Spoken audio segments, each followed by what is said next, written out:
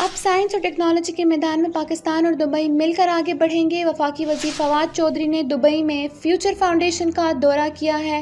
Think tanks के अरकान से भी मुलाकातें की हैं। दुबई हुकूमत के इश्तराक से पाकिस्तान में अहम मंसूबों की शुरुआत पर भी गौर शुरू हो गया है। दुबई फ्यूचर फाउंडेशन ने फवाद चौधरी के दौरे के हवाले से वीडियो जारी की है, आपको दिखाते हैं।